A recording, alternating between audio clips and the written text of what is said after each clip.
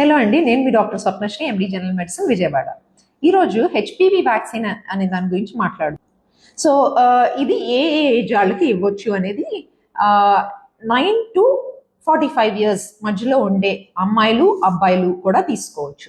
దీని basic concept ఏంటి అంటే, ఆ వైరస్కి ఎక్స్పోజర్ అవ్వకముందే వైరస్ పార్ట్ ఉండే వ్యాక్సిన్ని మనం వ్యాక్సిన్ లాగా తీసుకున్నప్పుడు ప్రొటెక్షన్ వస్తుంది. సో దాని మూలాన 9 to 45 ఇయర్స్ అనేది పెట్టుకున్నారు. సో 9 to 15 ఇయర్స్ అయితే 2 డోసులతో సరిపోతుంది. అంటే ఇప్పుడు ఒకటి తీసుకొని ఇంకొకటి 6 నెలలకి తీసుకుంటే సరిపోతుంది. కాకపోతే 15 ఇయర్స్ పైబడిన వాళ్ళు 3 డోసులు తీసుకోవాలి. ఒకటి ఇప్పుడు తీసుకుంటే ఒకటి 1 మంత్ తర్వాత, ఇంకొకటి 6 మంత్స్ తర్వాత తీసుకోవాల్సి వస్తుంది. ఇందులో అంటే పెళ్ళి అయ్యి సెక్స్కి ఎక్స్పోజ్ అయిన వాళ్ళు అయితే మటుకు పాప్స్మియర్ ఫస్ట్ తీసుకొని, లేడీస్ పాప్స్మియర్ ఫస్ట్ తీసుకొని, అది లిక్విడ్ ప్యాప్ అనే ఉంటుంది, అది దాంట్లో హెచ్పివి వైరస్ కోసం చెక్ చేస్తారు. అది తీసుకున్న తర్వాత టెస్ట్, అప్పుడు ఈ వ్యాక్సిన్ మొదలు పెట్టవచ్చు.